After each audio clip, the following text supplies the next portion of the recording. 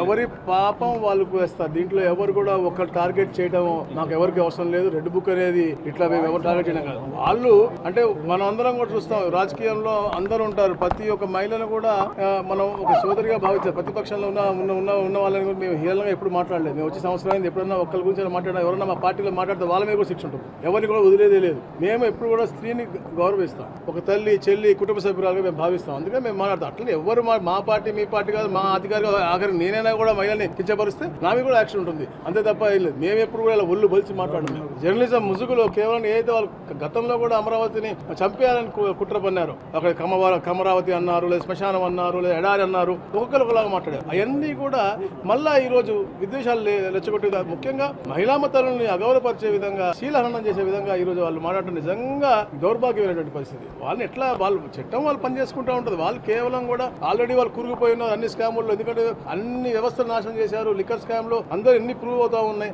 ఈడీలో కూడా జగన్మోహన్ రెడ్డి వారి యొక్క, నేను ఆ పేరు కూడా తీయను, మామూలుగా మాజీ ముఖ్యమంత్రి యొక్క ఆస్తుల మీద మళ్ళా ఎంక్వైరీ నడుస్తా ఉంది. సో ఎన్ని ఎక్కువ దాన్ని డైవర్ట్ చేయడం కోసం ఏదో అనబోయి ఇక మహిళల్ని తేడం అనేది జరిగింది. నిజంగా చాలా బాధాకర విషయం. ఎవరు కూడా రాజకీయాలలో మహిళలకి అన్యాయంగా జరిగే విధంగా మాటలు కానీ చేష్టలు కానీ చేయడానికి ఎప్పుడు కూడా ఎవరు క్షమించరు.